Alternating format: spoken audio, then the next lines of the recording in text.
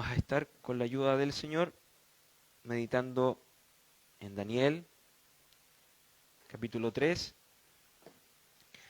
versos 19 al 30. Vamos a estar en esta mañana en esos versos. Daniel, capítulo 3, versos 19 al 30.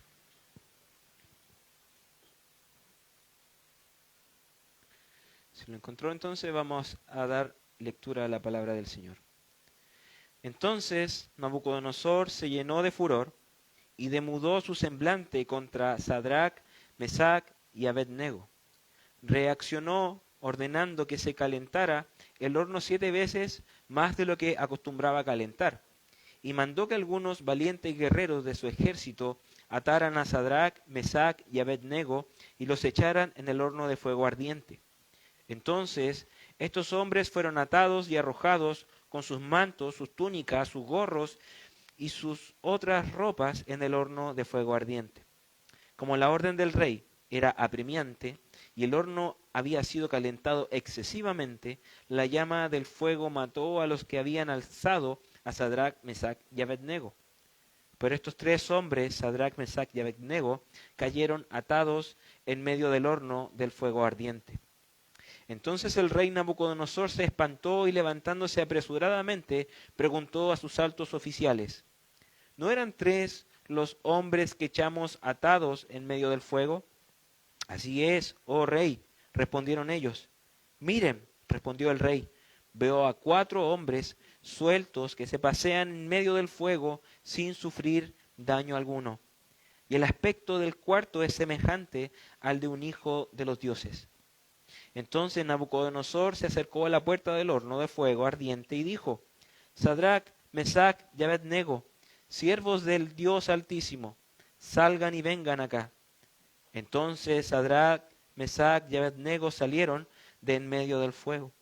Y los sátrapas, los prefectos, los gobernadores y los altos oficiales del rey se reunieron para ver a estos hombres cómo el fuego no había tenido efecto alguno sobre sus cuerpos, ni el cabello de sus cabezas habían chamuscado, ni sus mantos habían sufrido daño alguno, ni aun olor del fuego había quedado sobre ellos. Entonces Nabucodonosor dijo: Bendito sea el Dios de Sadrach, Mesach y Abed-nego, que ha enviado a su ángel y ha librado a sus siervos que confiando en él desobedecieron la orden del rey y entregaron sus cuerpos antes de servir y adorar a ningún otro Dios excepto a su Dios. Por tanto, proclamo un decreto de que todo el pueblo, nación o lengua que diga blasfemia en contra del Dios de Sadrach, Mesach y Abed-nego sea descuartizado y sus casas reducidas a escombro, ya que no hay otro Dios que pueda librar de esta manera. Entonces el rey hizo prosperar a Sadrach, Mesach y Abed-nego en la provincia de Babilonia. Amén. Padre, te damos las gracias en esta mañana una vez más, Señor, por su presencia. Agradecemos, Dios, ahora su palabra. Le damos las gracias, Señor, por ser expuestos ante esta hermosa palabra, Señor, que trae ánimo, trae aliento a nuestro corazón, nos demuestra su poder, su grandeza y que no hay otro Dios como usted, Señor.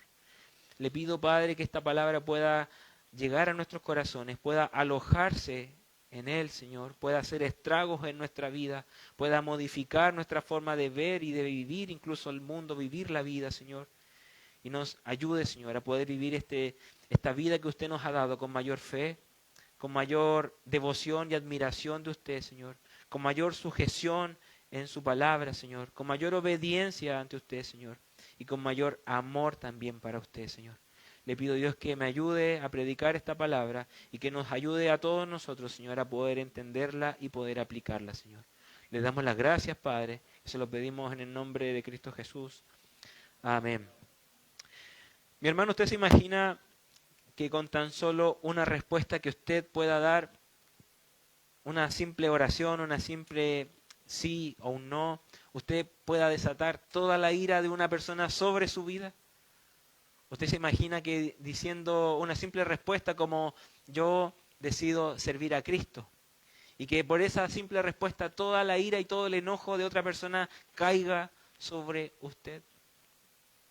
O para ser más específico, hermano, usted se imagina que por el hecho de confesar públicamente su fe en el Señor, usted no pueda trabajar, usted no pueda asistir a médico, usted no pueda estudiar, los que quieren estudiar, tranquilo. ¿Se imagina vivir así, mi hermano? Y sabemos que esa es una realidad, ¿cierto?, al otro lado del mundo. Pero cuando escuchamos estas cosas, nos cuesta un poco entenderlo, o nos cuesta un poco como conectar con esa realidad, porque gracias al Señor vivimos en un lugar del mundo donde existe tal vez un mínimo de respeto, y donde tal vez existe también un respeto por la confesión que usted tenga de su fe.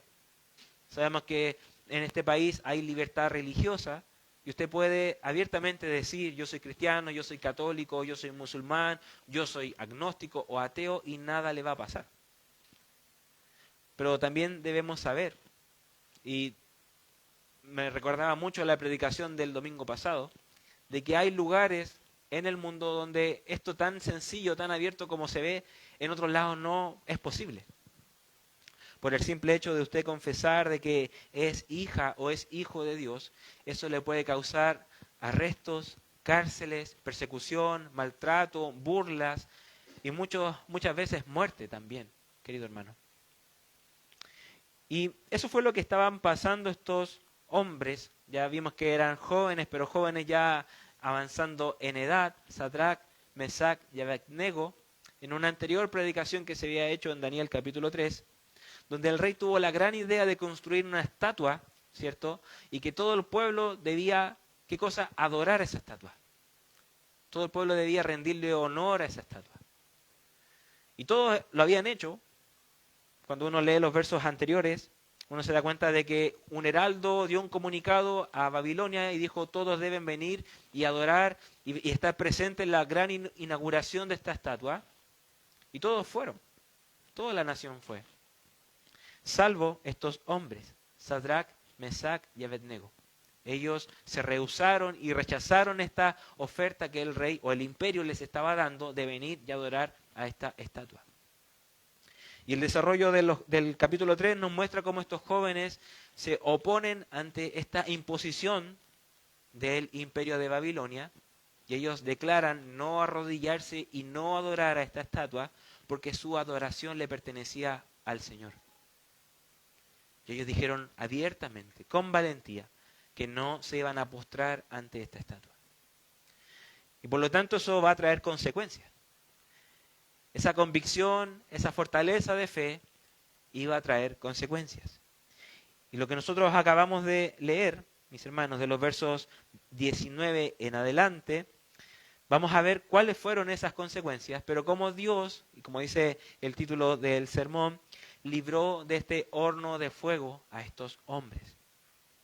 Veamos entonces, hermanos, en primer lugar, de los versos 19 al 21, la gran ira de Nabucodonosor. Nabucodonosor ya estaba cegado por su pecado. Él estaba convencido de que estaba haciendo lo correcto, que era edificar esta gran estatua donde se celebraba al gran Nabucodonosor. Él lo había puesto en una llanura, ¿cierto?, donde todo el mundo lo iba a ver y todos lo iban a adorar.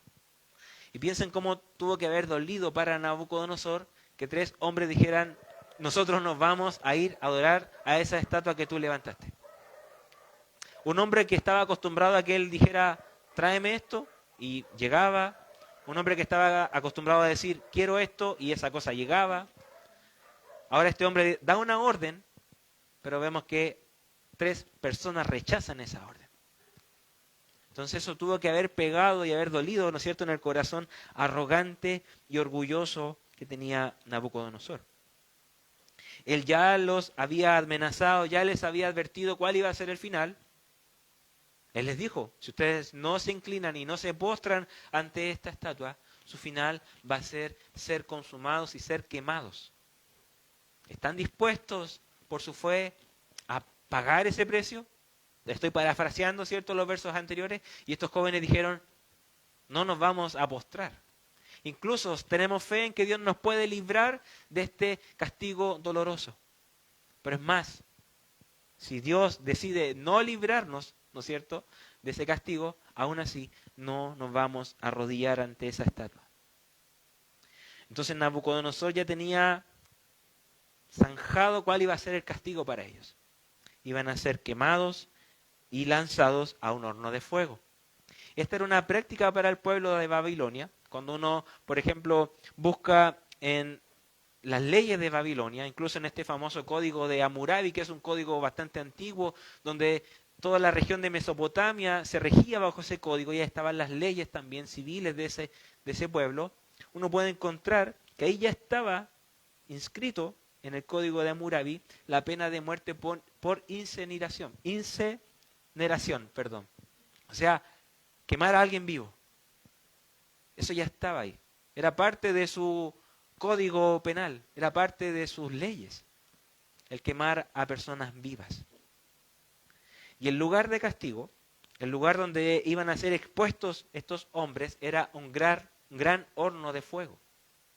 Y tradicionalmente estos hornos eran como la forma de un huevito grande, donde en la parte de arriba había una puerta donde eran lanzadas las personas que iban a ser quemadas, o los objetos que iban a ser quemados, y al costado del horno también había otra puerta donde uno lanzaba carbón, brea o leña o cualquier otra cosa que sirviera de combustión.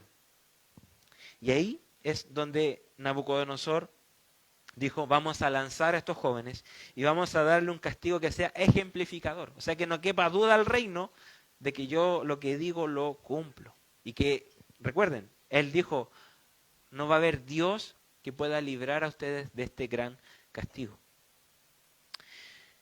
Y lo impresionante de esto, hermanos, es que Nabucodonosor en su maldad pide, y lo dice en el verso 19, y es muy enfático en eso, él cambia su semblante, ¿cierto?, contra estos hombres, y pide que el horno sea calentado 7 veces más fuerte de lo habitual.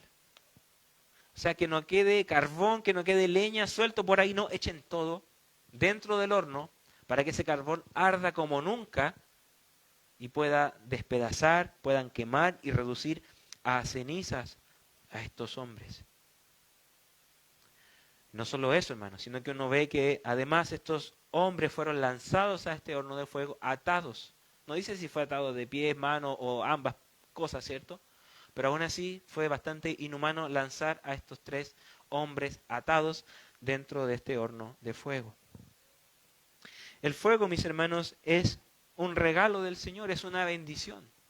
Pero el hombre tiene el potencial de que eso que es tan hermoso y tan útil, poder convertirlo en cosas tan horribles. El fuego, por ejemplo, nosotros más ahora que nunca, ¿no es cierto?, nos sirve para calefaccionarnos, para calentar nuestros cuerpos, sirve para cocinar. Usted puede ir a su cocina y encenderla y va a cocer o va a asar ciertos alimentos. Pero también el fuego, mi hermano, tradicionalmente se ha usado para purificar, para limpiar. Piense en metales como el oro, la plata, el bronce, el hierro. Son materiales que deben pasar por un periodo de fundición, deben pasar por un proceso de refinamiento para llegar a ser lo que hoy en día quizás algunos de nosotros tiene, que son argollas, aros, collares, pulseras. Piense, por ejemplo, hermano, en una pieza brillante de oro de 24 quilates y que ese pedazo de oro se convierta en un anillo hermoso que usted va a usar ahí en su mano. Es hermoso, es atractivo, es grande, pero lo interesante de eso es que esa pieza tuvo que haber pasado por procesos de mucha temperatura, a un gran calor, para llegar a ser la gran pieza que ahora estamos observando. Y cuando nosotros, hermanos, pensamos en nuestra vida espiritual, en nuestro crecimiento espiritual, incluso en nuestro crecimiento en santidad delante del Señor, es una muy buena analogía ver nuestro proceso como cuando somos pasados también, al igual que el oro, somos pasados por esos periodos de refinamiento en el horno de fuego. Nuestra fe, mi hermano, muchas veces es probada. Nuestra fe muchas veces es pasada por ese horno. Y nuestra fe muchas veces es expuesta a altas temperaturas, mi hermano. Así como Nabucodonosor dijo, quiero que se caliente 7 veces más fuerte este horno, así también nuestra fe muchas veces tiene que soportar grandes temperaturas, hermano. Y todo con el propósito de purificarnos, todo con el propósito de refinar nuestra fe, de volver hermosa esa fe, volver preciosa esa fe.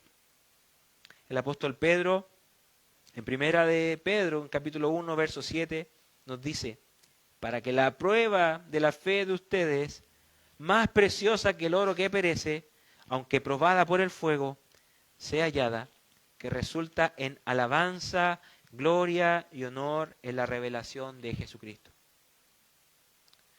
El apóstol Pedro es sincero en esto, hermanos. Y nos muestra que nuestra fe, así como él escribía a las distintas iglesias que estaban dispersas en Jerusalén, dice, su fe está siendo puesta a prueba ahora, donde no tienen dónde congregarse tal vez, donde están viviendo como expatriados, como refugiados en otros lados. Su fe está siendo puesta a prueba. Pero ese proceso tiene un propósito, hermano.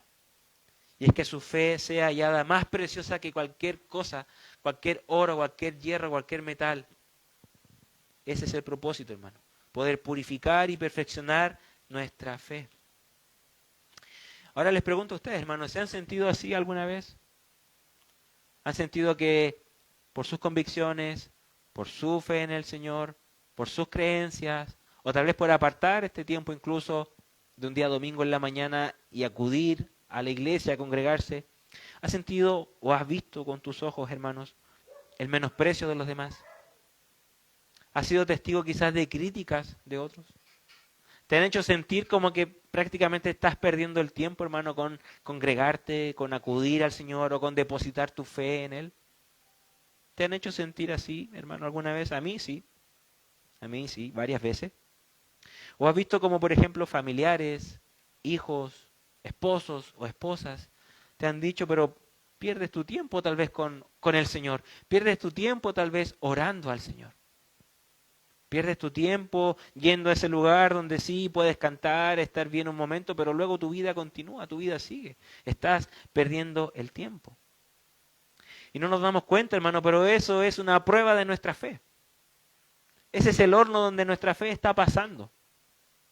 Donde el mundo nos llama locos, ilógicos, necios, anticuados. Y eso también son pruebas de nuestra fe. Vivimos en un lugar donde, como decíamos, podemos expresar abiertamente nuestra religión, nuestra profesión de fe, pero aún así hay sutiles amenazas a nuestra convicción. Aún así hay sutiles persecuciones que nosotros podemos padecer hoy en día. Lo más común son las burlas, son los ataques, son los menosprecios, son no nos juntemos con él, no nos juntemos con ella. De esa manera también nuestra fe es puesta a prueba, hermano. Aunque en un grado mucho menor a la realidad que comparten muchos hermanos nuestros, pero aún así, todas esas cosas son ataques a nuestra fe. Ahora, hermano, ya vemos que la Escritura nos muestra y nos dice, eso es lo que ustedes van a padecer. Y hemos llegado a la conclusión de que sí, son cosas que nosotros hemos vivido, ¿cierto?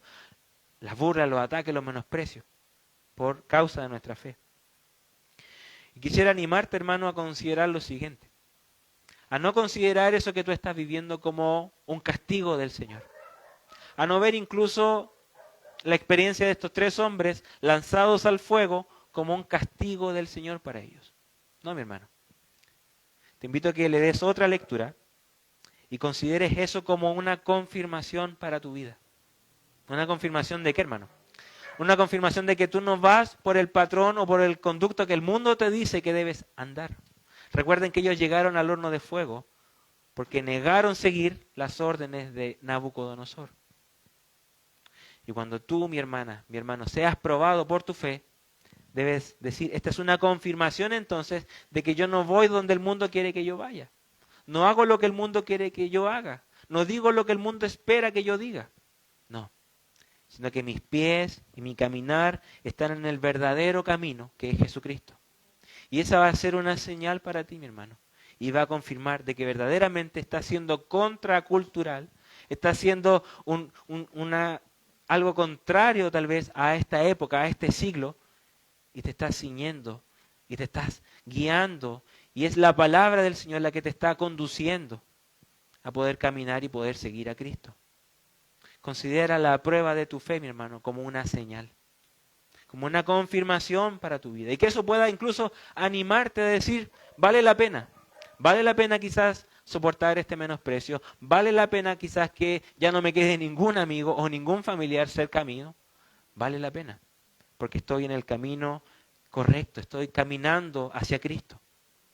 E incluso, hermano, te invito a que consideres esa prueba de tu fe como una gran vitrina, como un gran espejo, como una gran ventana, hermano, donde todos van a poder ver cómo para ti, querido hermano, querida hermana, es más importante negarte a ti mismo, negar al mundo por seguir a Cristo.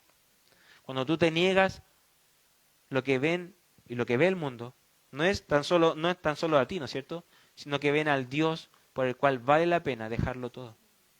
Entonces considera tu prueba, hermano, como estas dos cosas, como una confirmación y también como una vitrina. Luego ya en los versos 22 al 27 vemos que antes de eso Nabucodonosor, guiado por su maldad, da esta orden, son echados al horno de fuego. Y vemos que en los versos 22 al 27 ocurre un hecho que es milagroso, que no hay otra forma de poder explicar eso. Estos jóvenes son lanzados, ¿cierto?, al horno.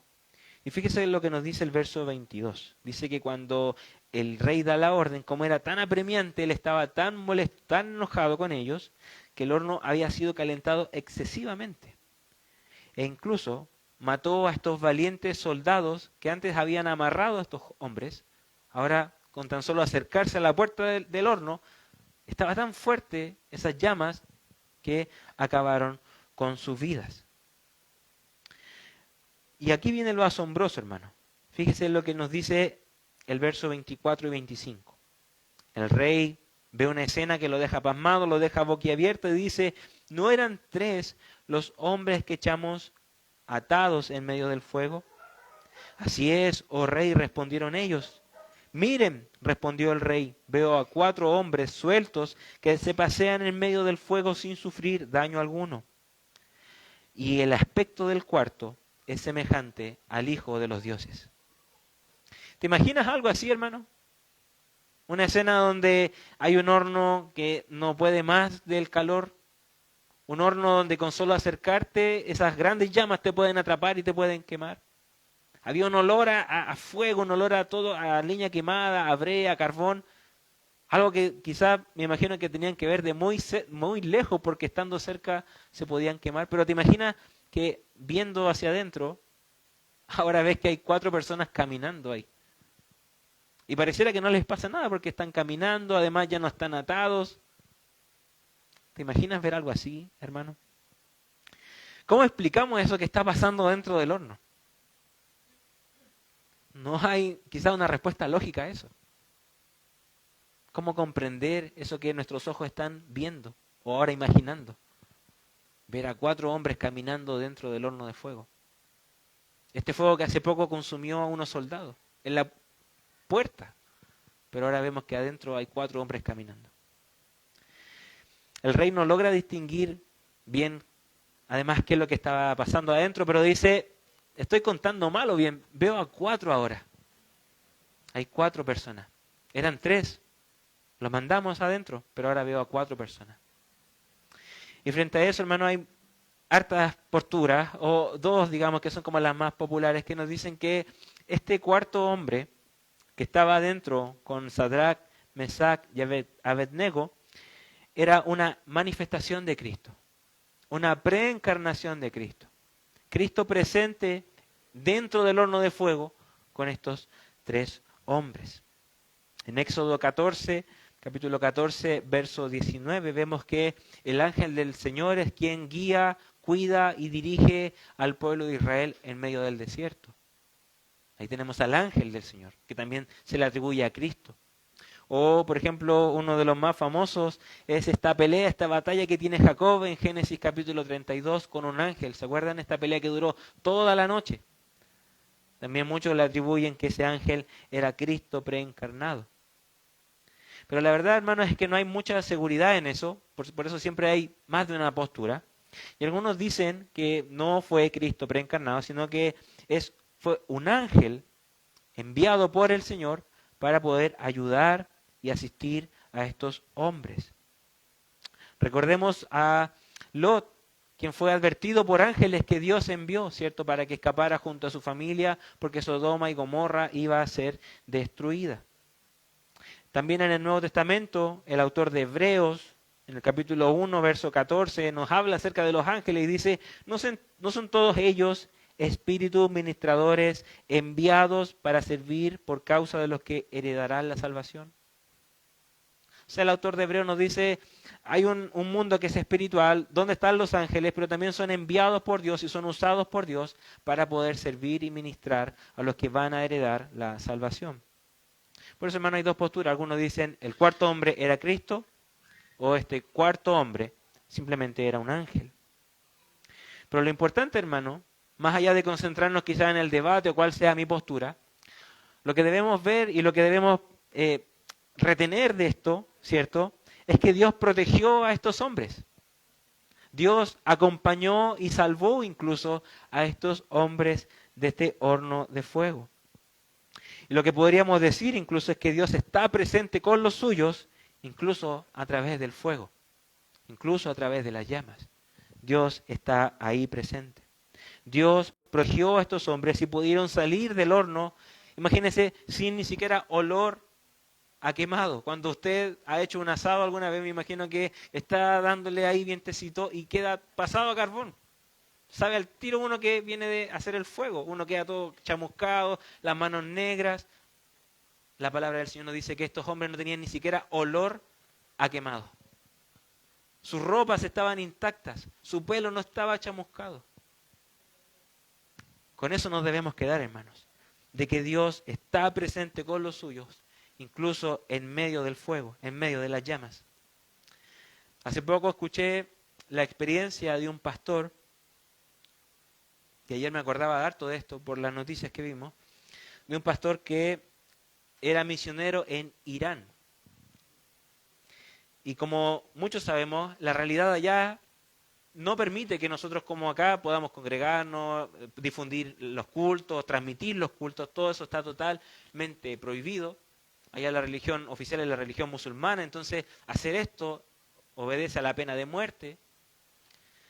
Y este pastor estaba muy preocupado porque quería seguir adelante con la obra del Señor, pero también estaba preocupado por él, por su familia y por sus hermanos. Entonces, él lo que hace es orar al Señor y le pide dirección al Señor, porque él entendía de que su fe como iglesia estaba siendo probada por el fuego. Y se refugia en el lugar seguro que es el Señor y le pide al Señor dirección y sabiduría. Y así este hombre ahora tiene la idea, pasado el tiempo, dada por el Señor, de hacer cultos de una manera distinta y hacer cultos al interior de su auto. Él pasaba a recoger a 4 a 5 personas, se subían al auto y mientras recorrían las calles de la ciudad, cantaban, oraban, escuchaban la palabra, él animaba a los hermanos, porque él decía, ¿quién va a sospechar que dentro de un auto haya una iglesia? ¿Quién va a sospechar que dentro de un auto estemos nosotros adorando al Señor? Nadie. Y él recogía a estos hermanos por turno, bueno, les tocaba después al otro turno, al otro grupo y así. Y así fue como el Señor hizo frente a esa persecución. Así como el Señor ayudó a que estos hombres pudieran salir del horno de fuego, así como el Señor ayudó a este pastor y a esta iglesia en Irán a que pudieran resistir esta prueba de su fe, asimismo el Señor va a estar con nosotros cuando nuestra fe sea puesta a prueba. Cuando nuestras convicciones, nuestra fe, nuestro amor al Señor sea puesto a prueba, el Señor también va a estar con nosotros. Hermanos, la Biblia, la palabra de Dios, la palabra infalible, inerrante de Dios, que no tiene falla, no hay contradicción en ella, es, hermano, brutalmente honesta y sincera en decirnos que por causa de Cristo vamos a ser perseguidos. Es brutalmente honesta en ese punto la palabra del Señor. Que por la causa de Cristo vamos a ser perseguidos. Y que en este mundo además vamos a hallar aflicción. Pero me encanta porque también la Biblia, la palabra de Dios también es brutalmente honesta en decirnos de que en todas esas aflicciones Dios va a estar presente con su pueblo. Dios va a estar presente con su iglesia.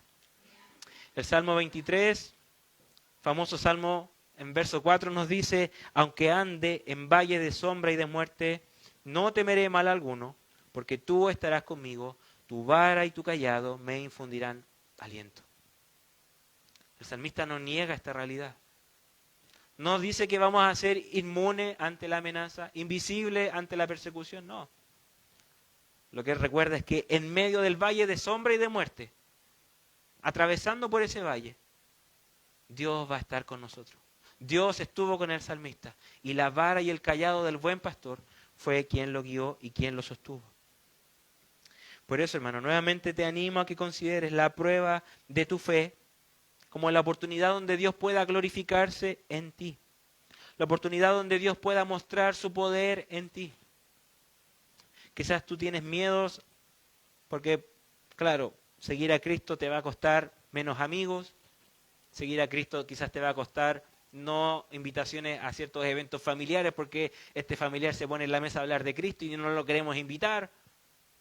Quizás seguir a Cristo te van a cortar ciertas oportunidades laborales porque en el trabajo donde tú estás postulando se acostumbra a robar tal vez y tú dices, no, esto no va conmigo, mis convicciones son otras, no hay trabajo entonces porque tú nos puedes acusar, qué sé yo. Y uno dice, quiero seguir a Cristo, pero tengo miedo de que no me hable mi familia, tengo miedo de no encontrar trabajo, tengo miedo de no entrar quizás a la universidad y no encajar con mis compañeros de universidad. Bueno, hermano, ante todos esos miedos, quisiera animarte a mirar a Cristo, al mayor y mejor regalo que podemos tener. Con Cristo, hermano, cuando confesamos que con Él nada nos faltará, eso ocurre de forma literal y verdadera en nuestra vida. Por lo tanto, al único que debemos tener temor y devoción debe ser a Cristo. Y nosotros podemos confiar, podemos creer y podemos descansar de que así como hubo uno entre medio de las llamas con estos hombres, así también Cristo va a estar con nosotros en medio del dolor, en medio de la aflicción y en medio de la prueba.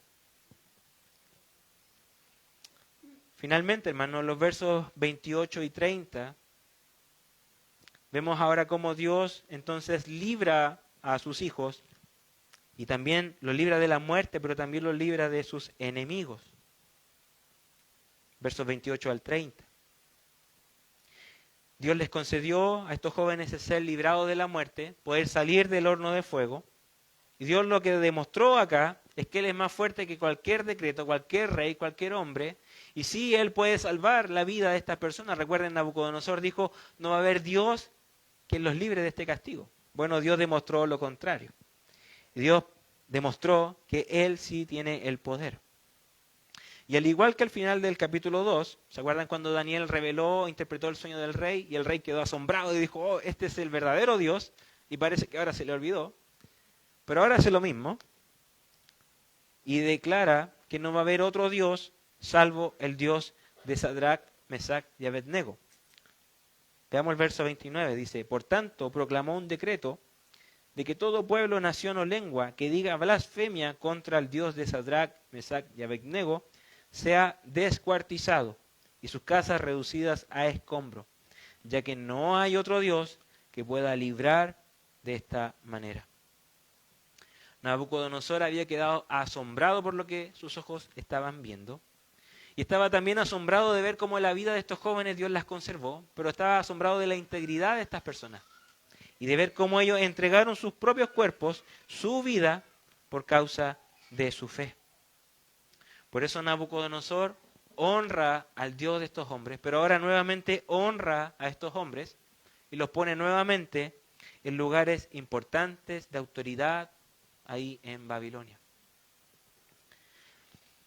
Y si nosotros hacemos un resumen, hermano, de lo que vimos en todo el capítulo 3, podríamos ver que esta es una invitación, hermano, el capítulo 3, a poder rechazar cualquier tipo de adoración a otros dioses o a otra cosa que no sea el Dios verdadero. Pero también, hermano, es un recordatorio de que Dios puede librar a los suyos de la mano de sus enemigos, y también puede Dios traer justicia y paz a sus hijos cuando son atacados. Nosotros, hermanos, como seres humanos, casi incluso por una cosa biológica, instintiva, siempre tendemos como a defendernos, o si alguien nos ataca, bueno, protegernos, pero algunos van más allá y responden a la violencia con más violencia. No sé si lo ha visto o lo ha experimentado, pero el ser humano es así. Me atacan, yo ataco. Me le hicieron, me vengo. Me pagaron con esto, bueno, le pago con lo mismo. Y estamos llenos de eso. Por ejemplo, uno pone la radio o una aplicación, ¿no es cierto?, y escucha canciones, hablan de eso, de la venganza. Uno enciende la televisión, coloca una película y nos muestra eso, venganza. Me imagino que muchos de acá han visto películas como Rambo, Duro de Matar, Misión Imposible, John Wick, y todas esas películas, ¿qué nos muestran? Venganza. El ser humano tiene, incluso hay películas que se llaman así, sed de venganza. Y el ser humano, mis hermanos, es así, es vengativo. Pero fíjese lo que nos muestra la Escritura. Fue Dios quien defendió a estos jóvenes. Fue Dios quien sacó con vida a estos jóvenes. Y fue Dios quien, casi como en un acto de justicia, ¿cierto?, recupera a estos jóvenes su posición en la que ellos estaban. Recuerden, hermanos, que aquellos que acusaron a estos 3 hombres fueron sus propios compañeros, digamos, de trabajo, de oficina, de labores. Fueron los sátrapas, las autoridades, los consejeros del rey, quienes le dijeron al rey, hay 3 hombres que no están adorándote. Y ahora Dios invierte eso. Dios defendió a sus hijos. Por eso les decía, las pruebas nos muestran eso. Incluso como Dios, al glorificarse en medio de las pruebas con nosotros, trae también justicia y paz a sus hijos. Romanos, en el capítulo 12, Pablo nos habla y nos dice en el verso 19 al 21, no pague a nadie mal por mal. Respeten lo bueno delante de todos los hombres. Si es posible, en cuanto a ustedes dependan, estén en paz con todos los hombres. Amados, nunca tomen venganza ustedes mismos, sino que den lugar a la ira de Dios. Porque está escrito, mía es la venganza, yo pagaré, dice el Señor. Pero si tu enemigo tiene hambre, dale de comer. Y si tiene sed, dale de beber. Porque haciendo esto, carbones encendidos amontonarás sobre su cabeza. No seas vencido por el mal, sino vence el mal con el bien.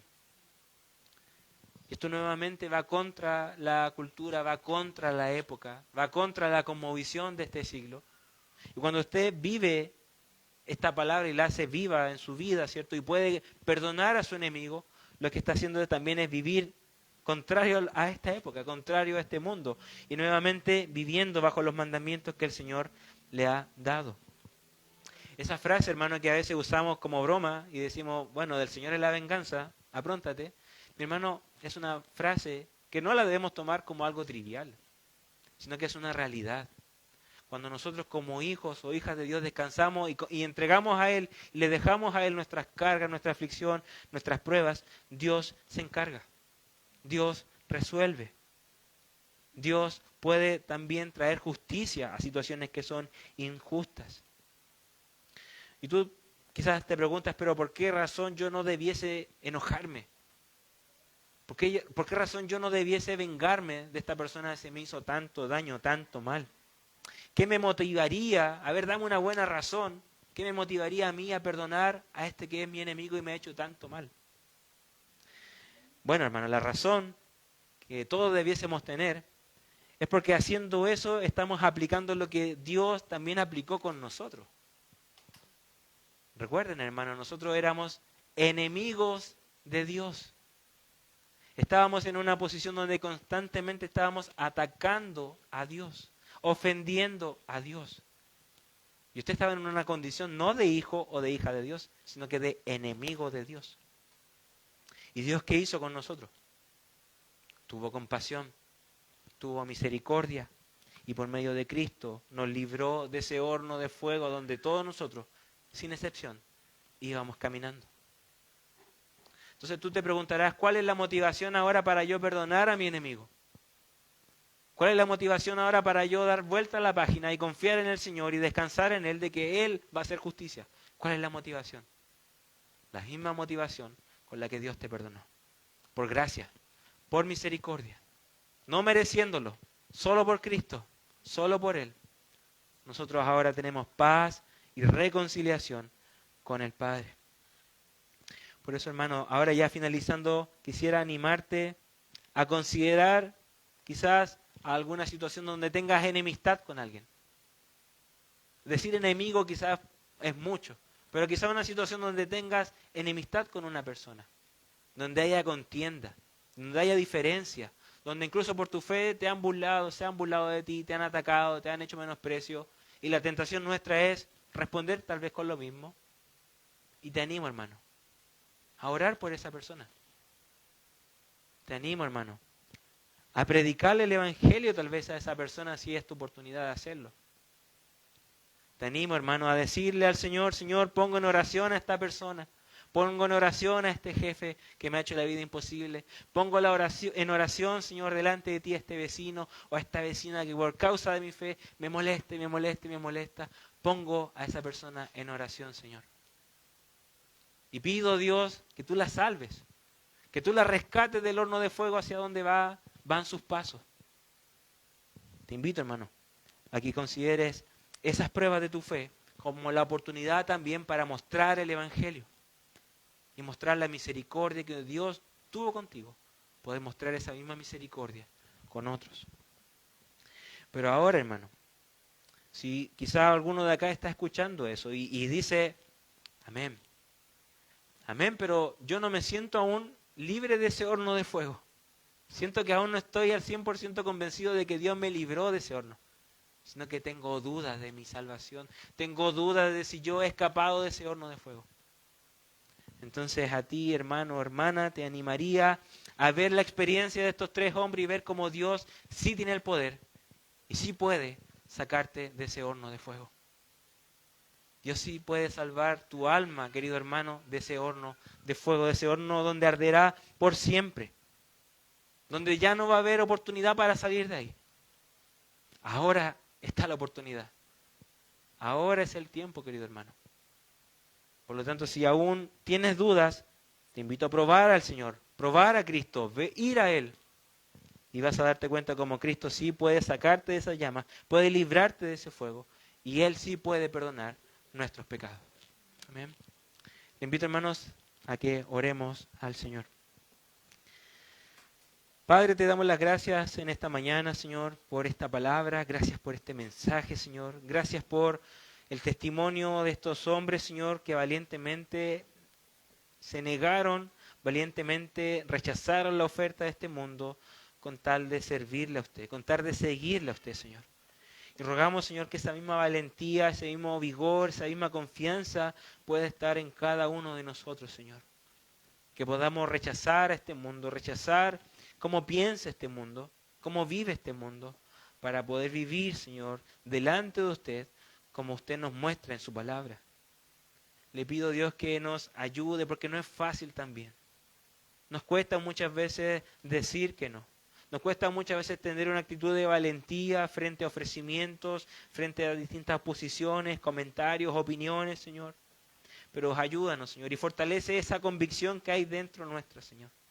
Que tu Espíritu, Señor, incluso actúe como un recordatorio de tu palabra en nosotros.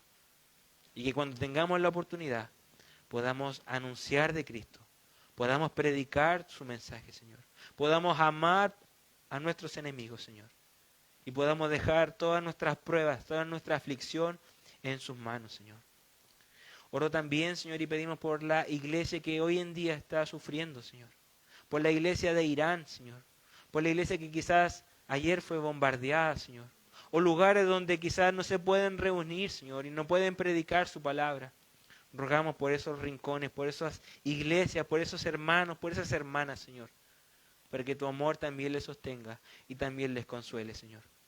Te damos las gracias, Padre, una vez más, y pedimos que ahora nos acompañes hacia nuestros hogares, Señor. Que nos acompañes hacia nuestros deberes durante la semana, Padre. y que estés con nosotros, que estés con tu iglesia y que estés con tu pueblo, Señor. Te damos las gracias, Padre, por todo y lo pedimos en el nombre de Cristo Jesús. Amén.